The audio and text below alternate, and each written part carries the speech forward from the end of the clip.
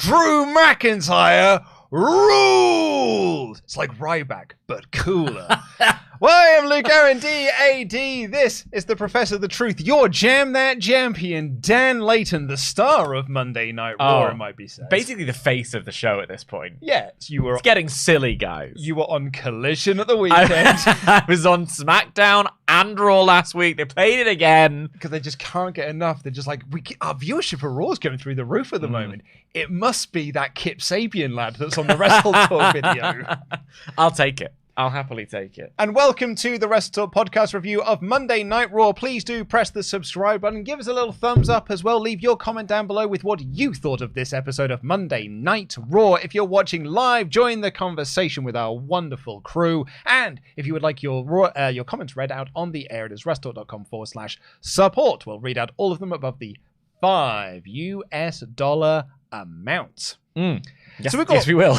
You looked at me like I was about to contribute, and I was like, ugh. Well, oftentimes you have got, like, you know, whimsical additions you like to make to this show. I do like to make whims. That's fair. I do like to make whimsical additions. Because, you know, this podcast was featured on a lot of people's Spotify. It was. Wrapped? It's Wrapped, isn't Wrapped, it? Yeah. I sometimes think it's called Spotify Unwrapped. No. And so I've got to try and remember if it's Wrapped or It's Unwrapped. Wrapped because it's your year wrapped up in a nice bow. Yeah, that makes sense. Yeah. I wasn't sure. Because honestly, the year's about to wrap. Like, I wasn't sure if it was like Spotify Unwrapped, as in like, aha, now I've opened up all of the goodies for you to foresee. It's also the fact that the year has come to a wrap. You know, the film is wrapped. Totally get it. I just wasn't sure in my head which one. No, it isn't that one. You must understand. Yeah. I don't know if you got it because it's wrapped. Well, I mean, you only just got your head around Yeet, and that's been taken away from us. So, and I'll be honest, I had not got my head around that. But we had featured on a lot of people's Spotify Wrapped this year, and you know, Triple H's, in fact, probably by the sounds of things. People post about it a lot on the old Twitter machine and on Instagrams and stuff. And one of the common comments we had about that was like, I just enjoy you two just chatting nonsense, just bobbins. Exactly, like this is how we add up on people's minutes in Spotify Wrapped. We add runtime to this show. How many times does Pete tell me to be succinct? This is how we get into people's number ones. Yeah. It's like, you know, hey guys, can you keep this to an hour? Well, I mean, do you want to be off five less people's Spotify Wrapped at the end of the year? Come for the piercing wrestling analysis. Stay for the waffle about MasterChef. And this is what I was looking for, everyone, when I said $5 US and I looked to Dan to fill for time. There you go. I'll always pull it back. But we got quite a bit to dive into in the opening parts of this discussion because Drew McIntyre had the Judgment Day role for the past 6 months in which he opened and he closed the show. He got to do the opening promo spiel where he came out and effectively talked about Punk. Because and that's kind of Randy in a little way in all of this, where it was like, hey, so it turns out you can leave this company, go and work other places, then just come back and everyone forgives you. And it's just funny because that's also the Drew McIntyre story. Yeah. But he was talking about Punk. This was a show, we talked about this on Collision yesterday, that had 2,000 extra tickets sold, around about 2,000 extra tickets sold in the past 7 days, off the back of CM Punk's WWE return confirmed. Yeah. And they were bought tickets for an episode of Raw that Punk was not advertised for, but thought he would be there, and he was not there. However, they were quite clear to let everyone know that is who they bought tickets for, because there was a CM Punk chant. And there were CM Punk chants during the main event as well. And yet, this is what I find interesting, because the CM Punk chants feel completely different to me now. CM Punk chants used to be the equivalent of I reject this is boring, you're giving us crap. And now they are a little bit of extra spice added onto what's going on. What they are now is, I want to see this guy, where is he? But not only I want to see this guy, because if they were I want to see this guy, where is he, they'd be there through the whole show. They're there very specifically. The CM Punk chant happened in this because Drew McIntyre made a direct reference, and they came again in the main event because Seth Rollins is the guy is the guy they're setting up. I think it was not a boring chant. I think you could make an argument for that. I think the other argument to be made is that people wanted to see CM Punk and realize that would be the final match of the show. But I think more likely it's because it's Seth in the ring. I think if you make the argument that it was because they realized they weren't going to see CM Punk, that is a I don't actually know what a straw man argument is. I think it's a weak argument. Oh, and yeah, which is why I said that I'm not. I said more likely. No, I think it was. Punk. I think. But sorry, Seth Rollins. That's the thing. There was a positive element to it for me, which is really interesting. I found it really I was going to save this for the main event chat, but the reason why I think the chants were more likely for Seth is because they were only there at the start of the match and they were not there by the end. And it wasn't even the start. It was a few minutes in when Seth was having a heat moment, and it was directly at him. So in fact, it was a chant for Seth's story. Yeah, we'll come back to that because I think there's a bigger discussion to have about Seth, which was going to be my B option for what we were going to talk about here. But I wanted to focus on Drew because I just thought Drew was fantastic in this show. Can I lead on to Drew via your Punk thing? Because you talked about the 2,000 extra seats sold. If you were one of the people who bought extra seats on the off chance you might get to see CM Punk, what you were delivered was a brilliant show because there was some really effective character work in here. There was some really interesting dynamic shifts, and there was some banging wrestling in there as well. And it all kicked off with what I thought was a brilliant little promo from Drew McIntyre and Sami Zayn into a great match. This is what we talked about yesterday on Collision, is the idea that, yeah, you've sold 2,000 extra tickets because people thought they were going to get CM Punk, but they're not going to get CM Punk. So what you need to give them instead is, as opposed to those 2,000 people being like, well, the next time they come into town, I'm not going. What you want to do is actually give a really good show that those people be like, well, I didn't get my CM Punk, but what I did get was a really good night of wrestling. So I will go back. It's converting those people who might not have bought a ticket without CM Punk to then buy a ticket even if CM Punk's not there. And we had this conversation on Twitter yesterday about, so there's going to be no Punk then. And it's like, well, hang on, if you look at the stacked card, and there were a couple on there where I was like excited for it, but with a little asterisk. We'll talk about that as the show goes on. But like, I looked at that card and I'm like, this is a great show. You're going to have a good time, surely. And there were a few people who replied. One of them was very interesting. They used their phrase, I'm not a WWE fan at all, but I tuned in because I wanted to see the Punk thing. I was curious, and that makes me realize I'm never really going to watch it again, kind of thing. And I was like, well, yeah, last week's episode was bad. It was not, no, bad is unfair.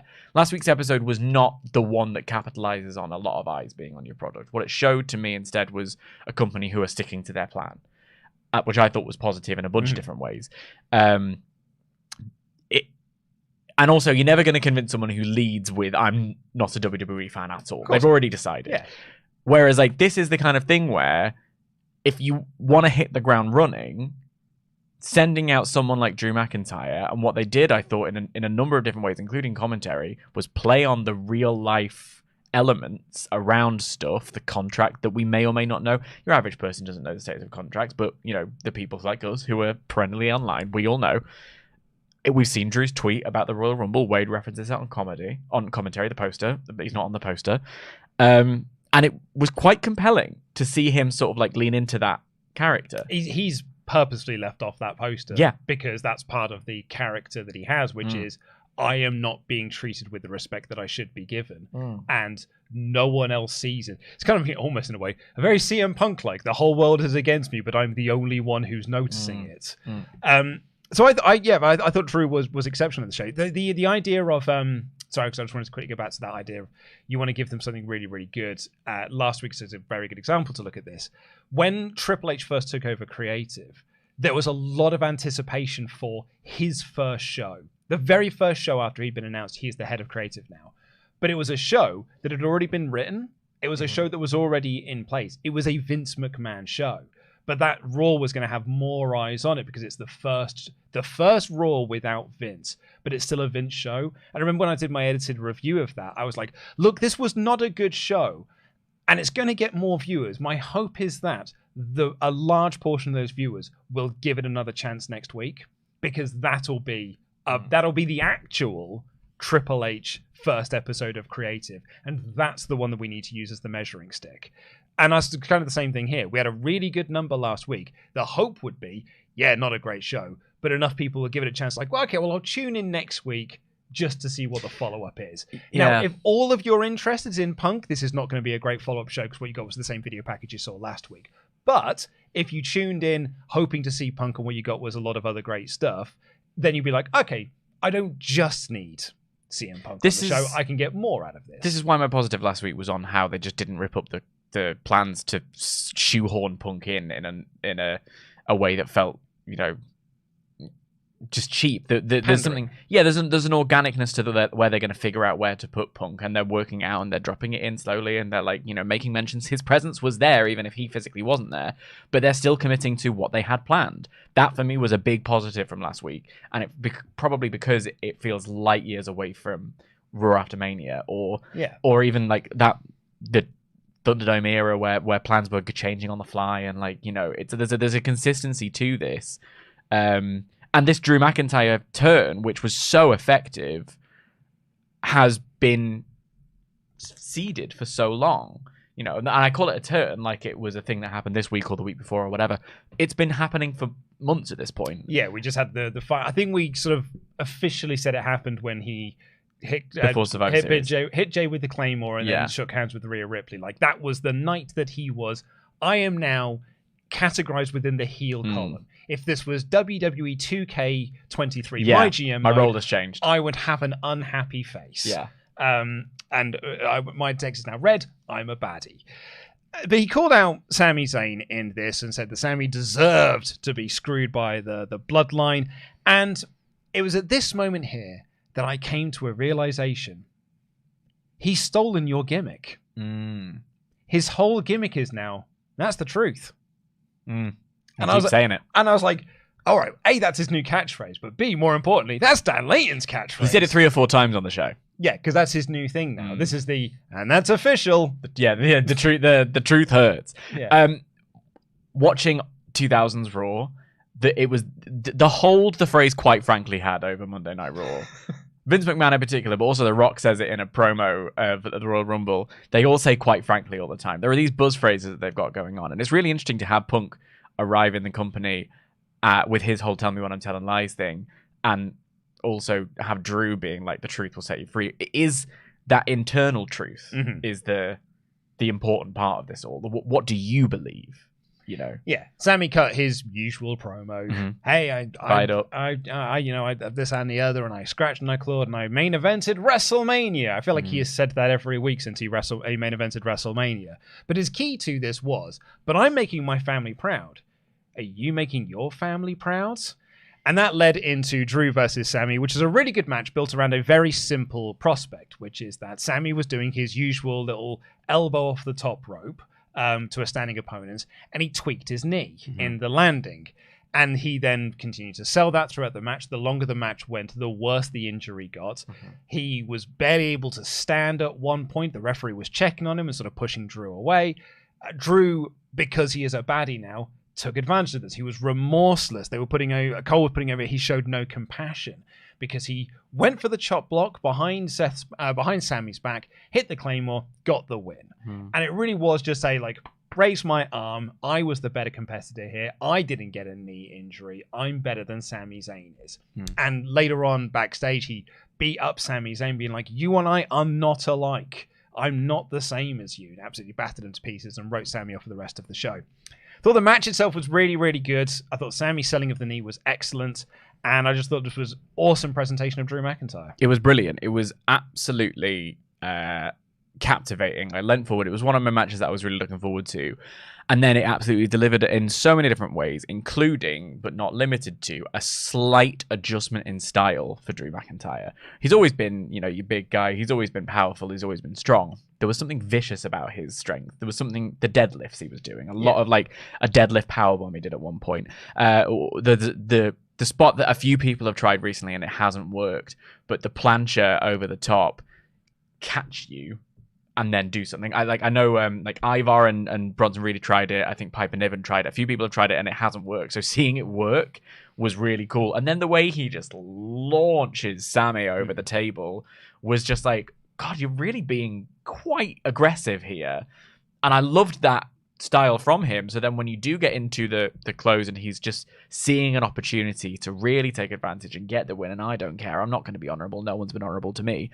And then right down to the ref resentfully counting the 3, being like, because he was telling him off, but I mean, it's all fair. Sami says he's keeping going. This is he's a final count for you.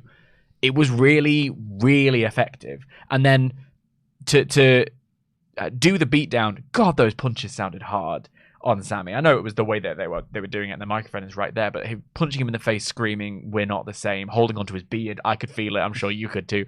And then doubling down on that injury, it just made him look like a monster. Yeah. A monster. And I love that kind of Drew McIntyre. The Glasgow Kiss came out of nowhere at one point.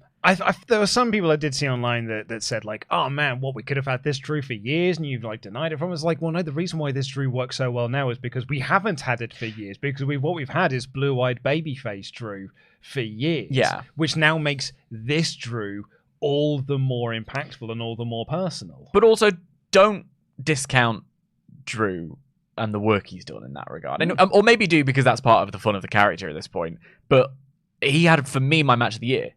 Drew McIntyre was in my match of the year. Yeah. Like, let's not pretend that just because he was a babyface doing the promos that the in-ring work wasn't good enough. No, I agree with that. I think people's point is more, and I do sort of agree with this, and again, it's nothing against Drew, it's the booking of Drew.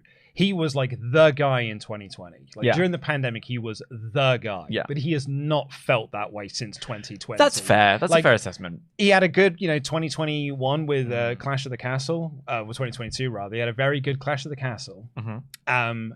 But that was a very short stretch of time, and then he was just not really there for the rest of the year. It's not really been there for this year until he started doing this slow burn for the heel turn. So I guess that's where the argument comes from of like, hey, he's been okay. The in-ring work has been there, but it's not been the Drew McIntyre we had in 2020. The guy who I actually believe won our Wrestler of the Year 2020. I think there's a recency bias as well, though, where it's like, because this work is so good, it puts all the other... I actually think that all of his work this year has been good. The stuff with Sheamus leading into the WrestleMania match. He was in War Games last year, so he was up there. Like, he had a whole... But like no one remembers that he was there. Like in terms of like no, because the story of that match was the Bloodline. Yeah, like sure. But Ridge Holland was not a star of that match, but he was in that match. Sure, but there's still. I think it's my point is he's still done good work, and it's that thing of this character is really good and it's different and it's exciting, but it's also, let's not act like he wasn't good. No, I don't. But no one's saying that he wasn't good. It's just people are saying he's been a bit boring. And again, that's nothing against him. It's the booking of him. But this is now like a new and exciting direction for him. And I was like, well, the reason why it feels new and exciting is because he's been a bit boring for the last year. But that's actually part of it. He has felt that he has been boring, and now he is starting to fire up. And granted, really, you could make the argument he's only really getting this push now because his contract is going to be coming up, and they're looking to get him to re-sign when they start negotiations. It's what they did with Cesaro. But I'm glad that we're seeing it on TV. I couldn't care less about that stuff. I have got a little bit over... Dan, it's my job. No, I know. I agree with you. I just feel like over the past couple of weeks, I've sort of realized that it's like, if that's why they're pushing him, let him. Like, because I'm enjoying the product as a result. Yeah. Do you know what I mean? That's why I said it's a good thing. Yeah. Like, and it's great. And the whole reason I wanted to make this whole episode about Drew is because Drew was my favorite thing on the show. And not even like he was my favorite thing on the show. He was far and away my favorite thing on this show. I was so much more into Drew than I was Seth, than I was Jey, than I was Punk. I was like, Drew was the only person on the end of the show. I was like, damn, I want to see what he does next week. That's the thing I'm actually tuning in next week to see, is what is next for the Drew. Only one? Yeah, I want to see what's next for Drew McIntyre. You don't want to see what's next for any of the others? I agree with you. He was top of my list. I'm going to scroll down because it's not really the Judgment Day. I do like the Creeds though. Creed, Jey, Seth. This is what I mean. So for me, this was a really like double thumbs up earnest episode of Raw. I thought everyone had some really great stuff to do. There was matches in there that I didn't really love, but I think there was a lot of positive stuff in this show. And in the past, it's been the situation where like, you've really got your one topic, or we sit and go, what are we going to talk about? There was a lot of mid. I mean, last week was kind of mid, except for we had a lot to talk about because there was a big return. And I think that's when I say I kind of don't care about the like contract stuff. It's not necessarily what I mean. I do enjoy the intricacy of it and like going into the weeds and the details and things like that. But when we have people talking about, do you think Punk is going to be in the main event because he's got a clause in his contract? There's a negative aspect to that kind of contract speculation where I'm like, possibly, but also I don't know. And why are we playing investigative journalists on Twitter. A lot of that is just pure speculation stuff, though. That is someone who said, like, I wonder if, and then a lot of people have run with it, as opposed to someone has reported, a reputable source has reported that there's this clause in his contract. I guess that's my point, though, is that when that's just pure speculation, and that's nonsense. But it's the same, like, the idea of, like, okay, maybe they're giving Drew McIntyre a push because his contract is up next year. Well, maybe, and maybe he won't sign, but one of the things I did think about was if he doesn't sign, it feels like, again, a different industry and a different scenario where they're not just going to bury him because he's on the way out. Because look at what happened with Edge. You know, he got a big send-off. It was quite nice. Like, I think there's They did it with Mox. Huh? They did it with Mox as well. Yeah, Mox the big sign-off because they thought he was going to re-sign. Yeah, I mean, but again, that feels like a different company. I think they probably all thought that Copeland was going to re-sign as well. Well, yeah, I mean, it feels like a different company to me, though, is the thing, is my point now. Like, there was the talent exchange between Cargill and Copeland's the same company. I mean, this company now versus Mox. Yes, that's what I'm saying. Yeah, but like it's but the only reason I brought up the contract thing is because I've been watching WWE long enough now, and I've been doing this game long enough now to see a pattern. And, and the pattern is if your contract is coming up, you tend to get a big push with some big main event stuff because the idea is like, hey, you want to re-sign? But I'm not saying that's a bad thing because it means I get really good television out of it. That's like, the ultimate where I come down on it. It's like I don't. When I'm enjoying something really earnestly as a fan of something, and then it's peppered with a sort of cynicism of your discourse on your Twitters or whatever, being like, oh, it's only because they want to have him resign. I'm like, so? I don't care. Like, it's a very good thing. But as, like, I stand by, I thought he was far and away the best thing on the show. And he is the thing that I'm most interested in. But I think that is partly because I'm not into Seth as champion and haven't been for some time. And actually, when I look at this main event here of Seth versus Jey, the crowd were also in that mode as well, because this was a crowd that wanted to see Jey Uso win. This crowd were firmly behind Jey Uso winning, to the point where, and it was not overwhelming, there was a smattering of boos when Seth did win, because what the crowd really wants to see was JB crowd. That's not the crowd are turning on Seth. Seth's not going to turn heel. The crowd are going to be turning on heel. It's going to turning heel on Seth, and it's not going to drive Seth into a... It's not going to... 2019 is not going to happen, is what I'm saying, which is that Seth sucks as a babyface, and the crowd realize that, and then they have to turn him heel as a result. I don't think that's going to happen. But I do think it is telling that the main takeaway from Seth's title reign I've seen thus far is a lot of people being like, oh, well, I'm actually looking forward to seeing who takes it off of him. Yeah. And the thing that people are looking forward to is it's Seth versus Punk. And when I talk about things I'm excited for next week, the Seth Punk stuff I'm interested in, but it's less Seth. It's more, I want to see if they're going to do corporate Punk, which is what I would do if I was given the creative book. I would do corporate man Punk because I think that's so much more interesting than doing happy to be here, I'm home Punk. But turning that into this heel character of this guy who is painting everyone for a fool, but Seth's the only guy that sees it. I think that's very interesting with Seth as well. Or I'll save that. My takes on those because I found them really interesting when we get to the end part of the show. Well, I thought we might as well talk about that main event now because Drew made his presence known, which I thought we'll cover the main event. So you have your piece on the main event. I just thought it was brilliant. Like I thought the main event was so interesting. It's not related to Drew at all, which is why I think when you said that you were only really interested in Drew going forward, like out of the whole show, I was like, oh, this for me was a really brilliant setup of Jey Uso to a new level because they had the whole show. We had a little video package for him. He was in 2 or 3 backstage segments, kind of like feeling his oats, being like, I'm ready for go. Here's my main event, Jey Uso. I'm going to prove I'm main event kind of thing. Has his moment with Pearce, interrupt Seth's moment with Pearce kind of thing. And then you get to the main event, and it is a match that I didn't for one second believe Jey Uso was going to win. I agree with you about the idea of, like, you know, Seth's run has been underwhelming. I think of the matches with Finn Balor and Shinsuke, both, I would say, under-delivered. I thought the Last Man Standing was very good. I agree with that. But I think that the result made me feel like, like, what next kind of thing, in a different way of being like, wow, that's really set Seth's championship up. Do you know what I mean? Yeah, it was much better than the Payback match. Which was a very boring match. Yeah. But it has been that thing of your programs, and actually the one that did really land for me was Drew at Crown Jewel. I really enjoyed that match, and that was as much a part of the Drew story as anything else. Here, I still didn't believe Jey was going to win. I didn't believe he was going to win at SummerSlam. I think maybe if you'd had it just be for the tribal chiefdom and the title was nowhere near them anymore because it had gone at WrestleMania or whatever, then maybe I would have believed Jey would have won there because they did a good job of setting up that he got a win over him at Money in the Bank.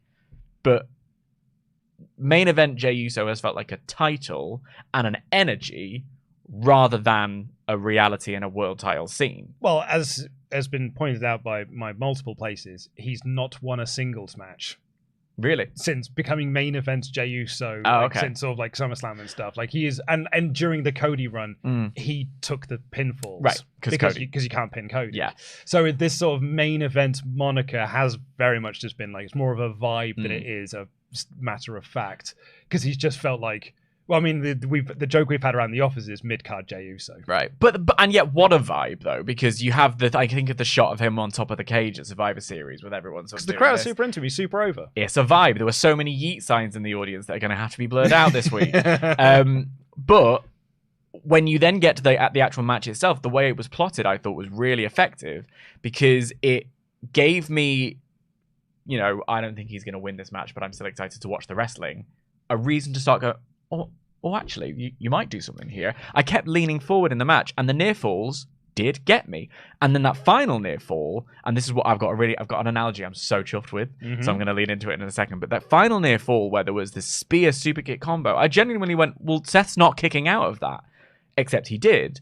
And then there was a moment where Jey sort of leans back against the rope, and he's like, I don't know what I'm going to do. And the kind of trope of like, oh my God, I've hit you with my signature move and that everyone kicks out of and it didn't put you away. I don't know what I'm going to do with that is a bit well worn. But that was his finish. It's what David Bixenspan would call NXT face. Right. Yeah. Yes, exactly. That's a well-worn trope now. But that was his finish combo and it didn't put Seth away. And there was something that Michael Cole said on commentary. I think I wrote it down. I can't remember what the actual phrase was. But yeah, he said Jey's understanding what Seth Rollins is made of. And that twigged something in my head. You know when you're playing Mario Kart and you're really good at 150cc and you've nailed the tracks and you know where to drift and you know what lines to take, you know all the shortcuts, and then you go up, you're like, I've got this. You go up to 200cc and you're still quite good at Mario Kart, but it's that extra little bit quicker. And you come second or third and you're like, oh, I need to work this out again because I'm now operating at a new level. That was Jey Uso's experience in this match. He's not done this before. He's not had a singles title. He's not really had a singles run. He's been a dominant and incredible tag team champion. This was him arriving in the solo main event scene and having an experience where he realizes, if I want to be world champion, I need to step it up a little bit. And I thought that was a really effective and really interesting little way to close that match out. I mean, 2 points I would make is, number one, I don't understand your Mario Kart analogy because I only ever play at 200cc. And I don't know why anyone... I don't know why anyone wouldn't play. They only introduced 200cc like a little bit ago. Great, but yeah, all right. So when you first step up... Yeah, just going at whatever the fastest one is. Like, I don't know why anyone would do anything other than... Well, if you're a new player... Yeah, just go at the fastest one. So what you're saying is get good. Well, what I'm going to say is that, because I was about to say that my counter to that is that I have not played a Mario Kart game since Mario Kart Wii. Right. And funny enough, because I said that to Tempest in the office, and he was like, well, Mario Kart 8's only the one after that. And I was like, yes, I know, but it came out 15 years ago, and I haven't played that one. So Pete really liked my analogy, so I hope some of you did as well. But the other point as well is that, and I thought this is certainly, it's credit to WWE, because this is like the power that WWE has in its video editing and in its storytelling, is that the storytelling they did of Jey Uso was so great on this episode in terms of, I have scratched and clawed my way to get this chance at a singles championship. I'd forgotten he had a chance at a singles world title 4 months ago. Yeah. And that is an absolute credit to WWE, because during that match, I wasn't thinking, well, I just had one of these. Why am I supposed to be excited about this one? The consolation prize, no less, when I saw him lose at the world title for the other one, the actual world title in this company. But I didn't think of that because I actually thought the presentation of it was really, really great. It was only afterwards when I saw someone say online, I was like, oh yeah, he did just lose for a world title match. But that's the power of WWE. And I think the way they are very good at spinning stories in shows, and like the video package they had at the start of this show, I thought was fantastic, as well as the segments you saw there. I don't think I picked up as much in Jey coming out of the match as you did. But that's mostly because like I also didn't think he was going to win, but I thought that second near fall was fantastic. And I thought the match was great. Here's my only criticism I have against the match, and it actually ties back into the opening match we talked about. Sammy's selling of the leg and the knee was so good. It actually was actively annoying me that Seth was not selling the back. And his whole deal is, I have a bad back. And the fucker never sells the fact he has a bad back. I'm sorry for swearing, but he never does. Well, clearly it's fine now because there's no tape on But it. they were saying in the commentary, he's got a bad back. I'm like, well, what is it? Pick a lane. Does he have a bad back? Is it fine? What is it? Yeah. He just never sells the back. And Sami did such a good job of selling the knee. So it annoys me how little Seth sells that he has a bad back. Yeah. I mean, the other thing, just to finish on the idea of like, I got more from it than you did, or I read more from it than you did. When people, in my experience of being fully on this show for the past, 8 months or whatever, is that if you don't enjoy something, people will tell you to shut up and just enjoy wrestling. And if you earnestly enjoy something, they'll tell you you're bending over backwards and doing yoga and Pilates to try and make something work. I earnestly enjoyed this. If you think that's bending over backwards, fine, because I got but this is it for me. It's the way I enjoy wrestling. I read it like I read a movie or a book or whatever. It was they were telling a little story and I bought it, and I think they deserve credit for that. The back thing is very funny though.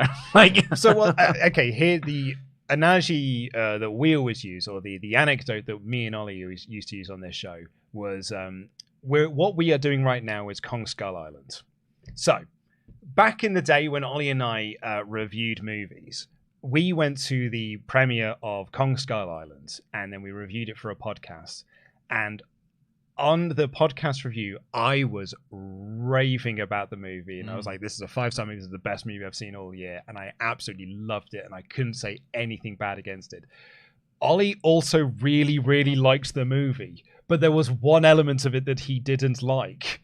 So at the end of it, it sounded like he didn't like the movie because he did not like it as much as I did. So he kept on going like, look, I liked the movie. Like, I really liked it. It's just I didn't like it as much as you did. Yeah. And so now everyone's just like, oh, well, Ollie hates Kong Skull Island. Yeah. So that's kind of what we're in at the moment here. I really, really liked this, but because you have loved it so much, it sounds like I hated this match and I didn't. I also enjoy. I gave this show 4 out of 5. I really enjoyed this episode of Raw. Seconds before I came on air, I was like, let's see how quick it is before you convince me this wasn't a 5-star episode of television. But like, here's the thing. It's a 5-star episode. For me, it was a 5-star episode of Raw, which is it's grading on a curve. I understand. And also there was negatives within the show. But for me, so much of it was so like positive and different from the dross that we watched for 20 years that I'm like, oh, and like I'm watching Royal Rumble 2001 and thinking about all the stars that are going into it. And here I was looking at Cody, and I was looking at Drew and Jey and Punk and Sami and Kevin Owens and LA Knight and Gunther and Solo. And I'm like, Christ, I don't know who's going to win. I mean, we all know it's probably going to be Cody, but I don't know who's going to win the Royal Rumble. And that's a really exciting place to be. And it's like, oh, Drew McIntyre slam Jey Uso through the table to go off the air, and I'll rub my hands together because look at what you've done with this episode. I thought, I had a moment of realization today when I was filling out my my form for 3 counts, because we're going to be doing the predicting every WWE's 2024 in 3 words or less, and I had so many people of like, World Heavyweight title, World Heavyweight title, World Heavyweight title, World Heavyweight title. I'm just like, man, there's actually like 5 or so people I could see next year winning this belt. Likely only one of them will. But I am like, I think they have set up a really good main event scene here. And you tie that into the Royal Rumble. And there are a lot of people that are being like, well, Seth versus Punk makes sense. But also, I want to see Sami versus Drew. But also, I want to see Drew win the belt. Or also, I want to see Gunther win the Rumble. I had a headcanon idea of like Drew McIntyre becoming the leader of the Judgment Day and Damian Priest turning face. And like, there's so many different... I mean, that's probably the least of my priorities in terms of what I would do next. There are just so many different choices. Do you remember we talk about how in that 2000s era, every match on the card was something you wanted to see? They're doing that. They're just all main eventers. Like, exactly. It's like everyone feels like the main event scene just feels really, really stacked. We are kind of getting into that period again where you got like loads of main eventers and loads of undercard. Yes. But even those undercard people feel like they are above lower cards. You know what I mean? Yeah. Like Dominic Mysterio and JD McDonough are the Judgment Day job squad, but they don't feel like they are Al Snow and Steve Blackman. No. Like, yes. They feel like they're too cool. Yeah. We're using our 2000s analogy here. But yeah, at the end of the show, Drew McIntyre attacked Jey Uso, gave him the Claymore, took Seth out, and threw him through a table. And that was like my note, and I made that thumbnail. I was like, this Drew rules. Yeah, it's great. Like, this Drew is awesome. Drew McIntyre is absolutely brilliant. It's my favorite thing on Raw at the moment that isn't called Walter, and he's just superb. Well, even Walter's not called Walter. Yeah, exactly. Gunther. Yeah, that's what I mean. That's why he's the best thing on Raw. And I just thought he was absolutely. I thought he was great. I thought he was so good on this show. Yeah. We'll get in. Maybe we'll talk a little bit more about Seth Rollins a bit later on, because I know that there's a bit of there's a split. I think. Yeah, I think so. Like I get criticized a lot for not enjoying Seth. And actually, this channel does as a whole, because Ollie's not that keen on him. And like, I think as a sort of a whole, as a WrestleTalk collective, we're not that into Seth Rollins as champion. It's nothing against his like work rate or anything. It's just the back thing. But it's just like we're not vibing with this world title. But I look at the chat over there, and I was like, I really like Seth. Seth's my champion. Seth's my guy. And I feel like it is a 50-50 split. Because I'm also looking at the chat, seeing a lot of people being like, yeah, I just don't get it. It's not doing anything for me. Because I mean, he's a very good wrestler. There's no doubting that. And actually, I really enjoy his heel runs, especially. Being a babyface is hard. Being the babyface world champion and getting over a new belt that absolutely was presented and felt like a consolation prize. It's starting to not feel like that, because Sami Zayn talks about it like it's the be all and end all, and because CM Punk might come back and fight for it, and Drew McIntyre wants to hold it up in front of it. He sees that as worth holding up in front of a stadium for the people. It's getting there, but Seth being the first one to do it kind of had it was a poison chalice. It was a mountain to climb, and at the top of that mountain is very thin air. So like Well, let's see what you thought of this episode. Please do join the conversation on WrestleTalk.com/support, where we read out all of your chats above the $5 amount. And Brad G here says, why do they keep having Drew count down for the Claymore if they're never going to let him hit it? It's got to the point now where I roll my eyes when he starts the countdown, because it's about to eat a super kick. Again. Yeah, I think the counting down is a relic of the face Drew that I think needs to go away. I think the Claymore is... I mean, you saw it at the end of the show. The Claymore is such an effective move because it comes out of nowhere. And it looks like it takes him out as much as anybody else, so I love it so much. Reggie Marshall has been a membug for 10 months in a row, said, I get Drew's motivation, but did he forget he started with Roman first? He cost Roman a match against Shane effing McMahon at Super Showdown. I think we've all forgotten about that. That's in the past. No one remembers. I think Shane and Drew were tag champs as well. Like, I don't think people remember any of this stuff. I think they won the tag belts. Maybe they didn't. Was it Shane and Miz won the tag belts? Well, Shane and Miz were feuding for a while. I'm pretty sure Shane and Miz win the tag belts. I'm pretty sure that Shane and Drew were a team. They were a little duo for a while. I'll find out. Hold on. Because, oh God, will somebody give Wikipedia some money? I beg you. Championships, WWE, Raw tag champ with Cody Rhodes and Dolph Ziggler. Oh, there you go. But I think it was the SmackDown one. Did he not win SmackDown? He hasn't won that. Well, there you go. I remember the Dolph Ziggler one because that's when he came in as Dolph's bodyguard. Yeah. I've misremembered history. I just remember them being a tag act. I did not remember him being a tag champ with Cody Rhodes. Matt here says, in the last few weeks, there have been Johnny Wrestling chants, Let's Go Ciampa, and DIY chants. This week, the crowd got into the 2 out of 3 falls and started chanting DIY, and this is awesome. I'm really happy to see this run get over. Along with DIY, I've noticed acts like Santos Escobar and Dragon Lee get over with main roster audiences. The work has been put in, and the crowd are giving these acts good response, and it's awesome to see. So this is something we talked about a couple of weeks ago, and it's been brought up by Sean Ross Sapp over on the Fightful post show as well. The old mentality of WWE was you put someone out for 3 weeks. If they're not over by the 3rd week, then you stop putting them out there. It's where we coined the term the 3-week push. Mm-hmm. Everyone got a 3-week push, and eventually the 3-week push ended. Yeah. Like Triple H's mentality now is just, no, I'm just going to put them out every week. Because they might not be over this week. They might not be over in 2 months' time. But 3 months' time, when we come back to this town for a house show, they will be over because they'll have been on TV every week. It's exposure, isn't it? It's exposure. It's giving people time. And they've been giving DIY time. They've not been getting wins on TV, but they've been on TV. It's the same logic they've been doing with Tegan Nox. It's why I said that Tegan Nox, Piper Niven. It's why I said the Tegan Nox thing didn't work early doors, because they weren't giving her the time. They were just putting her out on TV, but just putting her in short matches where she wasn't getting the chance to be exposed to the audience, which resulted in when she finally had that title match, no one cared. I hate to be proven right, but I was. But like Tegan is taking a little bit more time because this crowd were warm for everyone, but they were noticeably quiet for Tegan Knox. In fact, the only person who was loud for her was Natalya at ringside, who was trying to get Tegan chant started. We'll get there. But DIY are over. And as Matt points out there, Dragon Lee is over. Santos Escobar is over. You give people time on TV, you give them that exposure, and eventually people start to recognize who they are. It's Wayne's World. If you book them, they will come. They will come. Dan versus Ollie Bucket Vince says, another title match, another match where I rooted for Seth's opponents. Man, he needs this Punk feud badly, doesn't he? Also, funny how WWE is doing the best friends angle with the men far better than they ever did with the women. Who is the best friends angle? I know, I'm struggling with that one too. I mean, the Punk feud is it.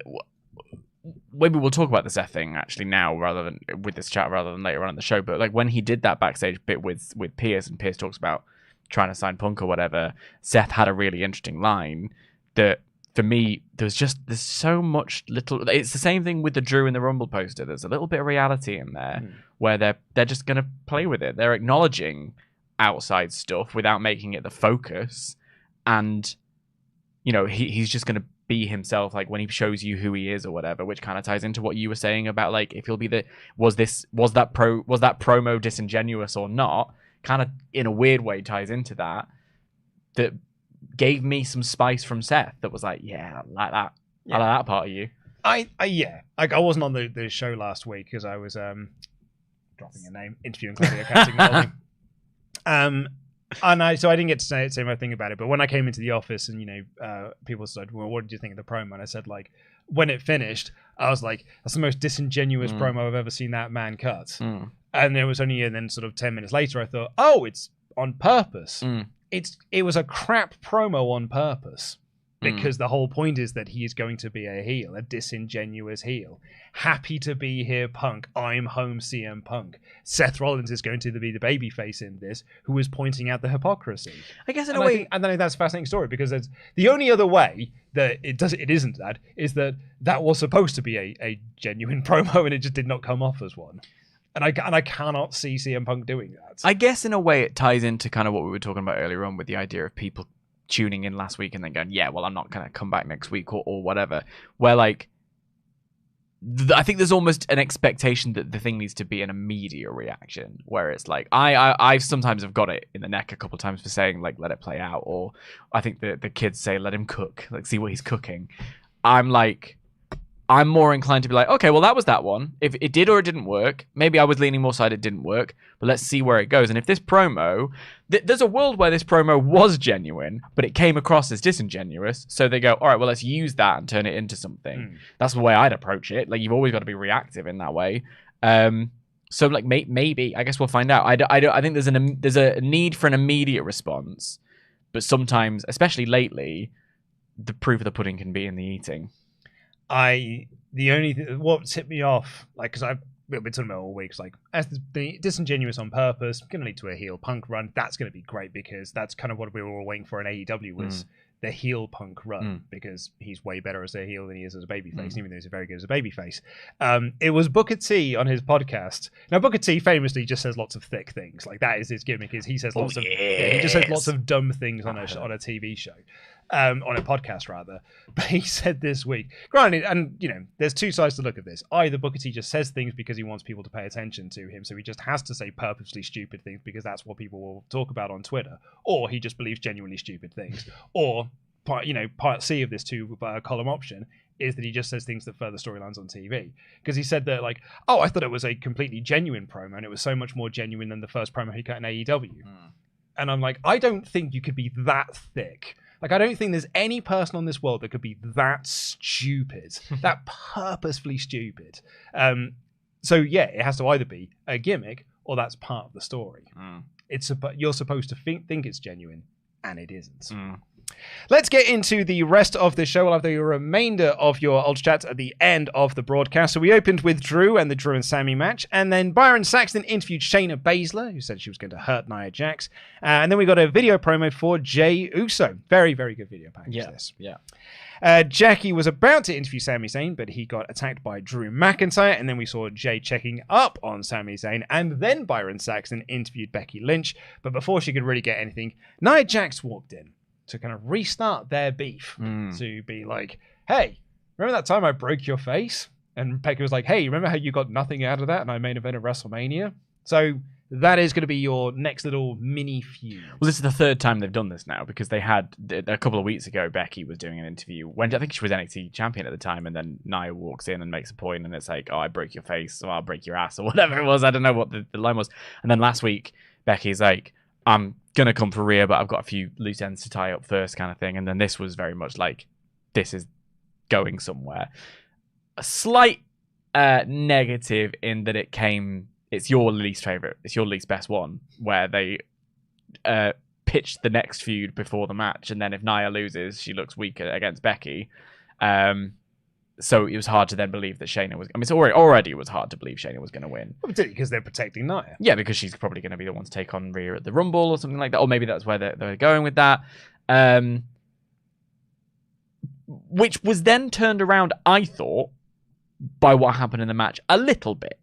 Because it was a more competitive match than I thought it was going to be. I thought this match was great. I really enjoyed it. Nia Jax versus Shayna Baszler I thought was really, really good. I thought it was far better than it had any right to be. That's exactly what I wrote. Yeah, and I think that Shayna had a lot of moments of, getting in a strike, using her strikes and her quickness as an advantage sort of thing.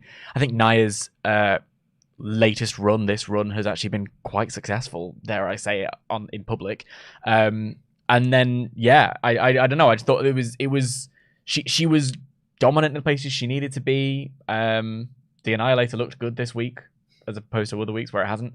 It's not the easiest move in the world to get consistently good. No. Because you don't really want to sit down on someone. No, you don't. Unless you do. So you have to just sort of do it kind of lightly, a bit cushiony, so it never looks all that great. It's kind of a lot of it is in the selling. But I thought this match was really, really good. I mean, it did feature one of the worst corner Uranagis I've ever seen in my life. Right, yeah. But when they did the German suplex spot, I thought that was really, really great. And I really enjoyed Nia Jax surviving the Kirifuda clutch, powering out of it, putting over that monster energy that she has. And then she did the big, flat back bump to get Baszler off, dragged her into the corner, hit the Banzai drop for the win. Thought it was really, really good. And I thought this match was great. She was happy to sell for Shayna as well, which made Shayna look good even in defeat. Kind of the same thing with Zoe last week. I don't know. I like this women's division, actually. Yeah, I thought it was really good. And then Becky came out afterwards for a little stare down. Yeah. And that's going to be one of the matches you're doing. It's, may feel like a bit of filler feud for Becky, I guess. It's kind of like Nia Jax is the Shinsuke Nakamura to Cody Rhodes, Becky's Cody Rhodes. Yeah. In that, well, we're going to do you versus Rhea at the Royal at WrestleMania, but that's 5 months away. So the Rumble is a month away. Yeah, we just need to do some other bits and bobs for you to do for now. But I think this one is far more compelling than Cody versus Nakamura is, even though, we'll get to it later, I thought Nakamura's reasoning for his attack on Cody was awesome. Agreed. We'll get to that in a minute, though. We've got a video recap of Punk's return at Survivor Series and the return promo, which did include the Professor Dan Layton once again. Just pay me to be on the show. I'll happily do it. I'll move. DIY were hanging out, and sorry, can I just say the idea that Punk is going to be on SmackDown and they're like, which GM is going to offer him the best stuff for business was great. There's going to be a segment a little bit later on where I'm sort of seeing things, and I saw stuff on SmackDown as well where I was like, cohesion within this world building, thrilling. Thank you. DIY were hanging out backstage, and Candice and Indy Hartwell, they've dropped the story that they're unsure about Ciampa. They're just chummy with him. And I said in my edited review, Imperium walked up and did lame comedy because the feud with The Miz really rubbed off on them. But it is purposefully bad comedy. It is walk up to sort of, call them losers and dorks. The problem is just that I just don't think that's what you would do with Imperium. Like, they're supposed to be a cool group, and you're going about doing lame comedy. There's something arrogant heel about a lame comedy. I agree with, but there's something arrogant heel where they actually look a little bit. Because don't make them look like dorks is my big takeaway. I agree with you there. Gunther is a big monster and Kaiser is considerably smaller, but him walking around with this kind of like, I'm better than you European energy, I just really like. Also, do you remember that video with his nipples? I keep thinking about it every time I see him. It's the dissension thing. Your voice was in my head the whole time. Stop breaking this group up. No. Have them be driving each other to be better, but not in a way that makes it seem like they're going to break up every 5 minutes, because I don't think they are, and I don't think they should. So having them be like, constantly challenging each other to be as good as possible is the Imperium gimmick, right? Well, yeah, it's only really just hit me now, and I don't know if I fully agree with this in my head, but like when I think of think it out. well, when I think of Ringkampf, which is the group that this is based on, what that was just dudes who kicked lots of ass and were training each other to just be better. And I'm like, oh right, it's the Blackpool Combat Club. And what I want Imperium to be on the main roster is the Blackpool Combat Club, which is just dudes who are just awesome at what they do and kick the crap out of other people. And have the high standards, and the ring is sacred. Exactly, and all that, and have these high standards. But, like, Gunther is still that. But Bebop and Rocksteady over here are just these lame dorks that hang out with him and keep disappointing him. And I don't want Gunther to be Shredder here, being like, you imbeciles! Yeah. Like, that's not Gunther either. So, yeah, I kind of want... I want them to be Ringkampf because they're supposed to be Ringkampf. That's what the group is. It's this, but under a different name. They've rebadged it, you fool. That led to DIY versus Imperium in a 2 out of 3 falls match. I first thought the first 2 falls were broadly fine. And then they got to the final fall where they decided, oh, do you know what, let's just do a PWG Ring of Honor tag match. And the crowd got massively into it because, I don't know, a PWG and ROH matches always got over for a reason because they were great. And this was great. And so they just did one of those matches, and it was great. And when I say like PWG style, that is actually now a WWE style because they've had a lot of these guys who've come from assimilated it. They've come from PWG, they've come from Ring of Honor. These groups that WWE used to be, particularly Triple H and Shawn Michaels, very, very down on and looked down upon. But have realized that that is the way that the industry has moved and have now just put it onto TV. And these people have come in with that style. And it's now the WWE house style. And great, because they're good matches. I had an asterisk over this match going in because I was like, on the one hand, DIY 2 out of 3 falls match, ding, ding, ding, ding, ding. On the other hand, DIY haven't been getting over or they haven't been getting the response. And I don't know how many times I can hear them come out to dire theme to no reaction from the crowd. We are. Oh God! And it's like, oh no, this is Johnny Gargano and Tommaso Ciampa, and like 2 people who, for me, reignited something that I didn't know was there within the way I like to consume wrestling when they had the Cruiserweight Classic and then their tag matches and then their feud and all that stuff. And then the match could have gone really badly, and I was a bit nervous that it would. And then it didn't, and I was ecstatic. Vinci's crossbody, that one where he basically made Wade Barrett be like, hang on a second. I need to see that again. Yeah, Wade Barrett was like, I've never seen this before. Like, he marked out so hard, bro.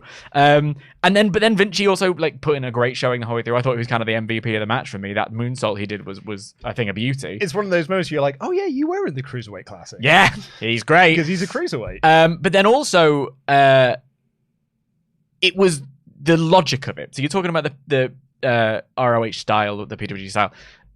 It really worked for me where in the first fall they did a smart tag at the right time. It wasn't a contrived setup for the meet in the middle. It was like, oh, this is where the meet in the middle's coming. They're going to get the first. Oh, they didn't get the first fall because Imperium did some sneaky heel behavior. Liked that. Liked that the second fall sort of happened kind of quickly, and Imperium like, hang on, what's going on? And it was kind of the idea of like, it was because I think Kaiser wasn't able to think on his feet in time because something went slightly wrong. And then when the third fall comes about, it is almost set up in exactly the same way as the first fall, except they figured out they did this last time, so we've got to work around this time. I thought it was really smartly plotted. The match was good, was really good, and then got great.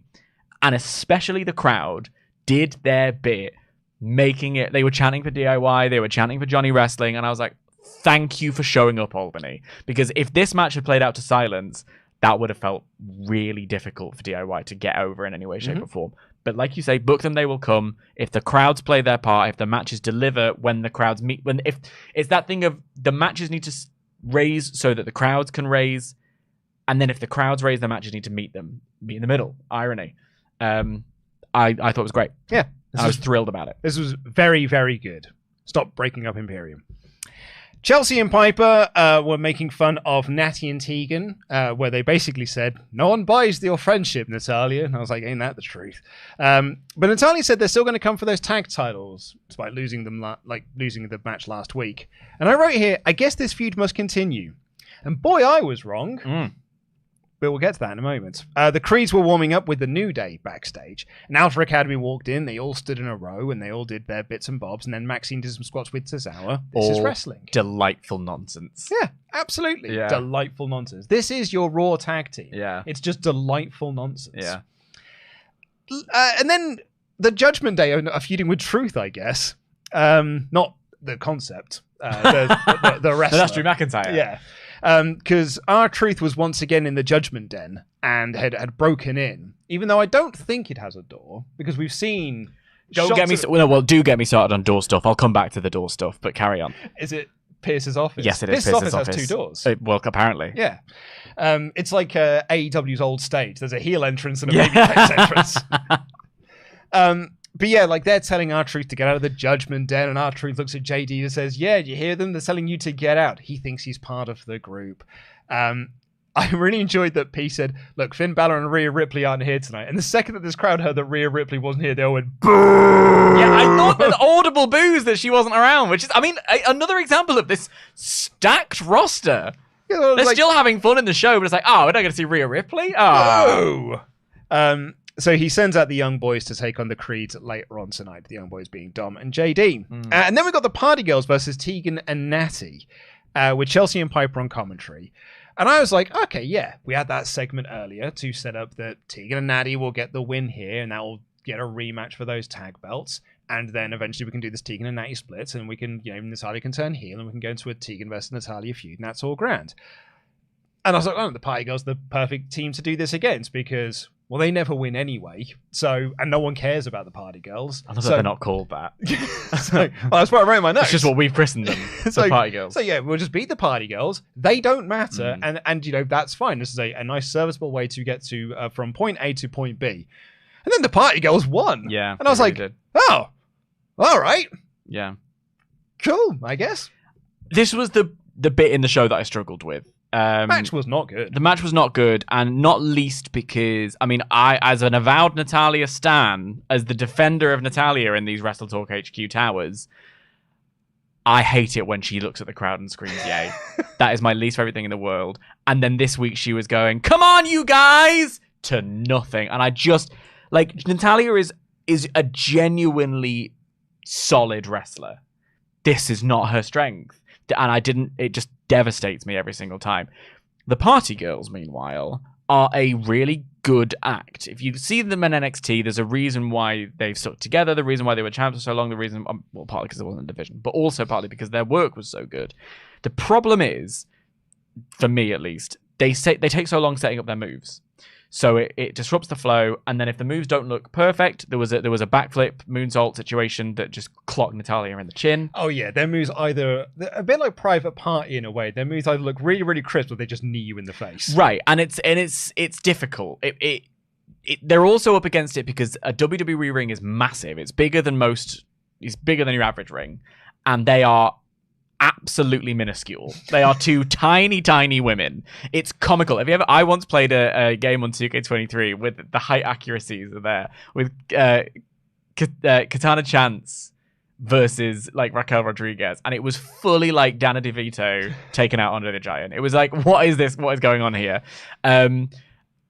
So because of their size, they need to work on their speed and their crispness, because they did a move to take out Chelsea after the match that looked great, but it didn't work in the match. So they need to find a way of solidifying it and making it look crisp AF, because if it doesn't, you look exposed. Yeah, the match was a bit of a mess, and the crowd were quiet, but I was surprised at the end. Yeah, so, yeah, I was too. So yeah, go for that, I guess. This was my second favorite thing on the show. Really, really liked this. Cody came out for a promo to call out Shinsuke Nakamura. Nakamura only appears in video form in the latter half of 2023 unless he's attacking you in the ring. So he has this video promo, and he explains why he's been targeting Cody. Well, he targeted Cody last week, but this is why he has been so focused on Cody for the last few weeks where he's cutting those promos, not on CM Punk. And that is, well, we got the same story. We both won the Royal Rumble. We both were destined to win titles at WrestleMania. And we both failed in winning titles at WrestleMania. And I've since spiraled from my loss. And I've come to the realization that I can't finish my story. So if I can't finish my story, I'll just finish yours instead.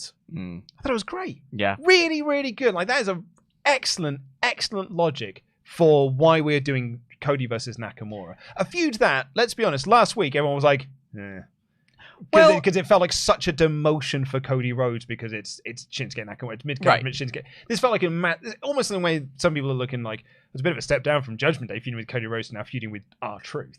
So it felt like a massive like step down in terms of Cody, and just like, oh, that's just the filler feud before we get to the Rumble. But like now it feels like it's much more leveled up because there's actual logic and reason behind it. And there was a telegraph. It was signposted throughout it was talking about second generation wrestlers in the promos. So that, I mean, people got carried away thinking it was Punk. Like, you know, I'll believe it when I see it when Punk comes back. But like, I think so. There were some people who were like, oh, it's Cody. I think there was that part as well. This was a really smart way of tying it together and presenting us with a logical reason for why Nakamura is going to take him out, and one that I hadn't really thought of. Like, I don't know about you, but I was like, oh yeah, you also had a potential for a dream match, and then it went catastrophically wrong. Yeah. Interesting. And I liked the wrinkle, and I thought Cody's like line about, you know, drawing back to being a child with all the wrestling history and you know, tying in with what Nakamura was saying, referencing the Great Muta, and then the whole fired up, like, I don't rate you. My only downside was, then I want to watch Cody Rhodes wrestle the match because I really like Cody Rhodes. He's my favorite. So that's my only issue I have is these days what happens is on Raw, Cody finishes a promo, his music hits, and he goes away. Like, and if that's a negative, I guess it's a negative. Yeah. I thought this was great. I thought it was a really, really good video package. I thought Nakamura was awesome in it. I thought Cody was great. A little fired up promo afterwards. There's a bit of awkwardness in doing segments like this because what you have is someone in the ring cutting a promo to a hard cam, then a video package that's playing off the hard cam, and then that person has to finish cutting a promo to the hard cam. So the staging of it's weird and it's a bit wacky, but Cody's very, very good that he makes it work. That's the crucial point, I think, when you talk about people seeing it as a step down. If there's anyone who can lift it and make it work, it's Cody Rhodes. He's really good at this. How good is Cody Rhodes at this? Cody Rhodes has been doing nothing but filler feuds since WrestleMania. Why? Do you remember the romantic package that he got from Brock Lesnar with their trilogy at SummerSlam? He made it work. I still don't know why they were feuding. No, well, he had a 6-month feud with Brock Lesnar that had 3 matches that were borderline the same. We were never given a reason as to why they were happening. But he made it work. But he made it work. He had a 1-month filler feud with Dominic Mysterio that he just won, but he made it work. And then he just feuded with the Judgment Day, beat them all the time, and then he beat them again. And then he's just moving on to his next filler feud. He's done nothing but filler feuds since WrestleMania. But I don't look at him being like, what a year of filler feuds you've had. What a boring year you've had. I'm like, no, Cody's the best. And the crowd looking at him, he comes out and it's like, yeah, Cody's here. Yeah, I do wish he hadn't had a filler year and he had a belt on him instead. But that's not what happened. So I've got over it. Adam Pearce backstage was on the phone talking about Sami, and then Gunther walked in, presumably to find out, what's next for Gunther, or maybe he's looking to get his spot in the Royal Rumble. This was my little bit that I really liked. I just like that they're in offices. I know this is the opposite of a nitpick. When Aldis got a desk last week, I was enamored. I was like, oh, look at you with the place that you're working from. And then Paul Heyman comes and sees him in his office. For about 10 years now, even longer, really, these offices have just been a curtain and a TV and maybe even a sign that dangling with that month's pay-per-view poster on it. They've got whatever movie they've made or whatever. Exactly. They've got an office now. He's got a plant in the background. I mean, the doorography was a bit mental. Because there are Gunther was lurking. I actually weirdly like that headcanon. I'm going to stick with it. But the idea that he's like, I've got to keep the heels in one locker room and I've got to keep the faces in the other, and there's 2 doors to my office so that they don't cross paths queuing up outside. Works for me. Well, because otherwise, if there's chaos, I need a drink. Put it on a t-shirt, Adam. I stand. And that's official. Official merchandise, that Quite is. frankly. So then we had the Judgment Day job squad of Dominic and JD McDonough taking on the Creed brothers. The R-Truth came out to cheer on the people he believes he is in a group with in JD and Dom. Really, this whole match was designed to build to the Julius hot tag. And it was awesome. Yeah. Because he just came in and hit loads of suplexes. And he hit one suplex. The crowd went, hey! So he hit another suplex. They're going, hey! Yeah. So he hit another one. They're going, ah! So he hit more. Ah! Yeah. And the more he did it, the more the crowd are into it. Yeah. And it's like, oh, this is why they see you as the future WrestleMania main eventer. Because you just got it. That overhead suplex kip-up sequence, my abs hurt. Like, I'm watching it going, how are you doing this? You're insane. And, like, there's something to your point of the sound of the crowd, them rippling when they realize they're about to watch something exciting. Because they're still new. The Creeds are still new. This is, like, week 3, week 4 of them being on the main roster? I think so, yeah. So, like, and actually, what we get last week with Finn Balor being like, oh, we need to be fucking careful of that. And then you have... the same thing with JD and Dom in a minute. What I particularly enjoyed was JD said, our truth was a distraction. Yeah. But Dom's like, it was not truth. Yeah. You need to take these guys seriously. Dom's delivery of that was excellent. I thought that was so good. Really good performance from Dom. But I particularly enjoyed JD because JD's the new boy who doesn't want to be making mistakes, who was looking for the excuse. He also had that thing earlier on where he was like, you're not part of us, get out, and then check with the Judgment Day did some great performance stuff this week. But the Creeds in particular have had such a fantastic little entryway, and I think the crowds are still getting used to them. I always sit forward when I see them because I like them from NXT, but I'm looking forward to seeing more people get on side. I think they might win the tag belts. Oh yeah, I think that would be the tag belts. Best possible thing you could do for the tag division going forward. I think they're winning those tag belts. Yeah. I don't see the point in the Judgment Day still having them. No. So I think you put the belts onto onto the Creed, and then you can do the fragment of the Judgment Day, likely built to Damian versus Finn at WrestleMania. Yeah, works for me. With Dominic Mysterio as the special guest referee. Can I hear a little commotion for Dom's furry wrestling boots? I loved them. They look so comfy. I want a pair. Yeah, I love Dominic Mysterio. I love him so much. I'm excited for Saturday. And the deadline. And the last thing for us to talk about here is Adam Pearce talking with Seth backstage, where he said, look, CM Punk's going to be on the show next week. I'm going to sign him to Monday Night Raw. And Seth was like, oh, Adam, this is going to blow up in your face. I love it. And I'm going to be here when it happens. I love that they're acknowledging that might happen. Yeah. And it's like, it's just smart. And like, it's probably Triple H in the back writing it down going like, it might. Let's see what happens. Yeah. I thought it was really good. Yeah. Very, very good way to end it. And then we had the main event, which was Seth versus Jey. It's a 5-star episode of Raw. Yeah, I thought this was a very good episode of Monday Night Raw. So you hated it? Yeah, well, of course, yeah. But this is like, I've said, like, this is what your standard of Raw should be. Yes, I agree. Like, this was a very, very good episode of Raw. And it's what we've sort of been talking about when we've had those, the post SummerSlam lull is real, which is that just lots of 3 out of 5 shows that have just been, fine. It started, it ended, there was nothing bad, there was nothing great, it was fine. This was a show where there was a lot that was really, really good. Very few bits were very, very bad. But the bits that were very, very good pushed it up into the 4 mark. And when they were bad, they were horrible. That was the nursery rhyme that you're doing, and you didn't mean to, but you did a little bit. And when they were bad, it was the Party Girls. And really, but I would say that was the only bad thing that was on this show. And even then, it wasn't that bad. At least their theme slaps a bit. Because like Chelsea Green and Piper Niven were on commentary and were fantastic. Wayne. And I really like Tegan Knox. Yeah. And Natalya's cringe crowd work always makes me laugh. Kills me. Killed me dead. So yeah, 4 out of 5 episode from me. Let's get into your Patreon shout out. Would you like an update on what we might be doing for WrestleTalk Extra? Absolutely. So WrestleTalk Extra is the podcast where Ollie Davis and I review an old pay-per-view from from Wrestling Archives, really. And that is usually, sorry, I'm just trying to get to our Patreon page.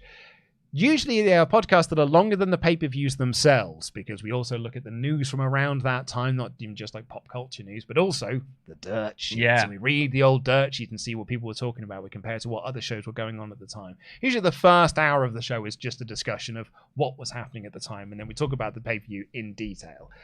It is the month of December, and I can reveal that currently leading the poll... It's close, though. It's Armageddon 2008 is currently leading the poll by 1%, because Starrcade 1997 is on 30% of the vote. Goodness me. And that's An ROH Final Battle isn't far behind. That's creeped up a lot today as well, because when I first checked that this morning, Starrcade was on about 28%. Yeah. So it's actually crawled up a little bit. Tempest was very excited because Armageddon 2008, when I said that's when the Polly's That's like, Jeff Hardy, innit? it's the Jeff Hardy wins the title show. I want to do Starrcade 97. Because you're an old man. That, and I find that pay-per-view absolutely fascinating. It's WCW's, that's their biggest show. It's the biggest show they were ever going to do. And they biffed it so much. And their biggest show they were ever going to do got even bigger because they got Bret Hart. And they biffed that as well. It's spectacular. They had a big old match with Kevin Nash versus the Giant. And then Kevin Nash no-showed the event because he claimed he was hurt. But Scott Hall weren't doing the job either, so that match just doesn't happen. God, I mean, that's a WrestleTalk extra, like, vintage. There's so much backstage stuff to go into. Randy Savage is just in a 6-man tag. Yeah. It's like, all right, why are you just in a 6-man tag? I want to do Starrcade for all of those reasons I've just explained. But another reason, because this person left a comment. I'm going to find out who it is. Chris Smith pointed out here. I'm just going to read this comment verbatim. I may have said this last year, but December is the only month where WrestleTalk Extra has reviewed a different pay-per-view every year. 2017 was Armageddon. 2018 was December to December. 2019 was TLC. 2000 was Vengeance. 2021 was TakeOver London. And 2022 was Ring of Honor Final Battle. Goodness. So we've never had a month in WrestleTalk Extra where we've always reviewed a different named show for a month. So if we get Starrcade... Yeah, you can add to the list. That streak continues. Because we've already done an Armageddon. We did Armageddon 2000. We've already done a Final Battle. We've already done a Final Battle. So... come on, Starrcade is what I'm saying.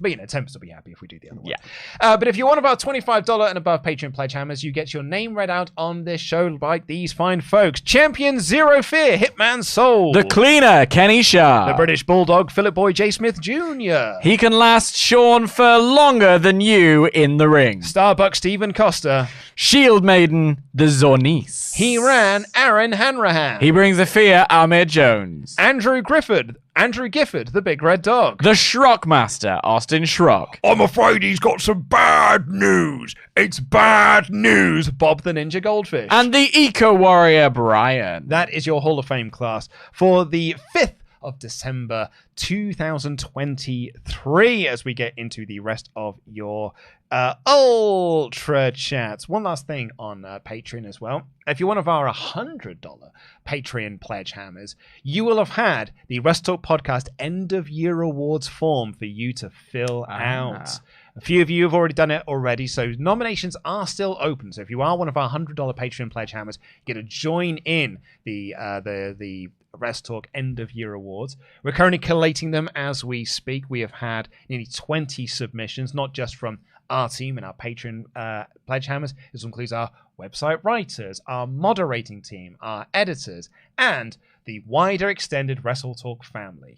By the end of this, we should have about 50 submissions to create what should be the best end of year awards. Should be being the operative should word. Be the operative word, because Tempest had a look through some of it earlier and was shocked at some of the results. It's been an interesting year for it though, because like the idea of worst in wrestling has changed vastly. Benny Boy 004 says, do you guys think that Ciampa has lost his gear? He's basically been in street fight gear the last couple of weeks. Also, is it just me that gets annoyed at Cole calling Imperium the Imperium? I don't think it's just you, because I definitely noticed that as well. I went, well. You need Justin Timberlake to walk up to him and be like, get rid of the. No one needs Justin Timberlake to walk up to them. But also, Ciampa definitely had the energy of having lost his gear last week. This week, at least, it looked a little bit more like spandex. KP92 says, how about Cody wins the Rumble, then beats Roman at Mania, then a chamber match is set up to who faces Rollins. So that would be the February show. Punk wins that. During that match, Sami is taken out by a masked man who challenges Sami to a Mania match through cryptic promos, and that mystery man is Y2J. I was with you until Y2J. Well, my big prediction I had on the Survivor Series show is that Chris Jericho will have a match at WrestleMania 41. I think I'm actually wrong on that because I think his contract 27. I thought I heard. Yeah, exactly. His contract expires in 2027, so I am off. I can't have a Jericho match at Mania 41, but that's the contract stuff I enjoy, by the way. But I do think that Jericho will go back to WWE. Do you think? I think once his contract expires, he'll go back to WWE. It's the hot product at the moment. So. Oh yeah, he does like to do that. So he will go to whatever. Will it be in 2027? Maybe they'll call it back. Jesus, that feels far away, but also not. I think he will. I think they will still. They might. Well, who knows? It might have been swung back and forth. The big pendulum swing either way. But Jericho will sign whichever company is hot. Right. And I think he will probably want to sign with WWE. He can do the big return. He wants a promo with Punk. He wants to do his little program with Punk. Be much better for him to go back to WWE. I also, to the point of the chamber match, I love the idea of this lot in a chamber match, because Pete and I were talking about this last week, and I was mentioning about Armageddon 2000 when all of the big stars were in the Hell in a Cell, and then Pete went, we've got the chamber. I kind of lost it. I was so excited. I was like, that is... tell me I'm allowed to see Gunther and Drew McIntyre and Sami Zayn and Kevin Owens in a chamber match or whatever. Kevin Owens is probably on the wrong brand at this point, but like, I'm like, yeah. Oh, put Punk in there as well. Why not? Yeah, it'll be Ivar. Yeah. Oh, your big lad Bronson. Yep. The Guilty Hat said, I hate to say it, but they're not going to do heel corporate Punk. As much as I personally have no interest in him, his merch always flies and the crowd will always be behind him. Seth will be their heel in their story, which at least is better for him. I mean, Punk's been a heel before and his merch still went wild. He did say on the ill-fated Cabana podcast, though, that he didn't want to turn heel when they were during his world title run because he was like, my merch will dip. Right. Because that's right. And his point was, at that point, I was selling more merchandise than John Cena was. I mean, does it have to be so delineated? I think I like the idea of Seth and Punk just hating each other and cheer and boo as you wish. Like, let's go Cena sucks. But if in that case, I just want an interesting character for Punk. Let's go Rollins, CM Punk. Because the character that they currently are presenting is not an interesting character for Punk. So I need an interesting character for Punk. If we're not going to do clear face and clear heel, I need Punk with an interesting character. Well, he's had 5 minutes on television. Yes, and those 5 minutes have presented a boring character. Okay. But, so that's all I'm saying, Dan. I'm not saying it is dead in the water. Yeah. This is not Kong Skull Island here. I'm just saying, if you're going to do that, I want an interesting character for him. Vinyl Buff said, Seth Rollins for me feels a bit like 1995 Shawn Michaels. Seemingly indestructible, sells very little, and somehow always wins. Except Shawn Michaels' kicks were always really hard looking. Seth's there you go. I was going to say 1995 Shawn Michaels. No one liked him much either. And Kevin here says, that's more 96, sure. Kevin here says, Seth cheats to retain against Punk. Punk costs Seth the title against Drew. Zayn win. Hold on. Okay, there's a bit of maths going on here. Seth cheats to retain against Punk. Punk costs Seth the title, so Drew wins the title. All of this is before the Royal Rumble because Zayn then wins the Royal Rumble, so he can then go up against Drew at WrestleMania. This will then set up Punk versus Seth and Drew versus Zayn for WrestleMania. There are so many options, guys. Fantasy book away. BM Whitehouse said, I might have to do this one. I'm not a big Michael Bolton guy. I can see why I'd be your best bet, but I don't know this one. No, you're not a Michael Bolton guy either. I'm not a Michael Bolton guy. I just wouldn't. I can't. It's not up there. Like my only Michael Bolton reference is the Lonely Island song that he did. This is the tale. Yeah, fair. He also did the theme from Hercules. Yeah. Okay, here are my two things for Michael Bolton. Is that he did that Lonely Island song, and he's a joke in Office Space. Great, because there's a guy who works at the Office Space who's called Michael Bolton. Yeah. So unfortunately, BM Whitehouse, I don't know how to do this to the tune of Michael Bolton's "How Am I Supposed to Live Without You." I'm trying to think if there's a. Well, we could pretend it was. What I could do? Oh, I could do it to the one from Con Air. Okay. Yeah. How when I live without Yeats. And who sang that song? No. It was Oh man, who did do that? Leanne Rimes. There it is. And I nearly didn't say Leanne Rimes. I was like, no, that's Coyote Ugly, you big It's tit. the same person! I know! Leanne Rimes also did all of the singing in that song, and the lead actors lip sync to it. Oh, don't get me started on that. That is something that happens a lot. Also, Justice for Martha Wash. Do you think that Giovanni Vinci would be higher up the card if they kept up with his single push in NXT? Well, it's difficult because he is the walking silhouette. You know, he's the walking generic silhouette of a man, but his moves are great. Fergal McClemens has been in Memberg for 4 months in a row, said, I haven't watched any wrestling for 3 years, but tune into you guys every day because I like the chat and the crack. Well, good. Thank you very much. Dan versus Ollie Bucket Vint has said, Dan, just want you to show you some love. This is my favorite duo. You remind me of someone I would never get to talk to. You remind me of someone I would never talk to, get forced into a group project and become best of friends. This is my favorite podcast duo right now. There was a second there where I thought you were bullying me, but then you pulled it back at the end. That's why I went back and I was like, hold on. I'm going to reread this sentence. And David Evans here says, hi, gents, not Raw related. Just wanted to send you some money in appreciation for Dan's 30 Rock reference in yesterday's Collision podcast. More of the same, please. I'll hook you up with some more 30 Rock. And to end the poll, it is another big song here. Another big result, rather. That's, come on, YouTube. Give me that result. Give me the result. Give me what I want. That's not what I want. Give me what I want. 82% thumbs up. That's quite emphatic. 14%. Why are people correcting me about Con Air? I said it was from Con Air. I said the song was from Con Air. And then you also said Coyote Ugly. Because she also did the song. She did both. Not my words. I don't know why the chat would be like, why did you sing it's from Coyote Ugly? It's from, and I was like, I said it was from Con Air. Do you know what else? Kong Skull Island was fantastic. It's a 5-star movie. It was brilliant. I can't believe there are people that are so thick when they watch that movie where they're just like, that guy died for nothing. That's the fucking point! It's a Vietnam reference! It's a Vietnam thing! That's the point! Man, people are thick!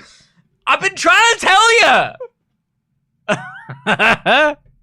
Come on. Anyway, 82% thumbs up. As it should be. In fact, that's too low. It was a very, very high rating there. And a well-earned high rating as well. It was a very, very good show. Thank you all so much for watching. We're back on Thursday with the AEW Dynamite review, where we're going to be continuing the Continental Classic, which is a stacked old lineup this week. I am so looking forward to Dynamite. I think it's going to be a really, really fun show. Plus, Tony Storm versus Sky Blues will be covering all of that this coming Thursday on Dynamite. And then on Saturday, the SmackDown podcast duo of Sat and Tempest return to talk about CM Punk appearing on the Blue brand. Until then, I've been Luke Owen, DAD. That has been the Professor Dan Layton. Jam that jam!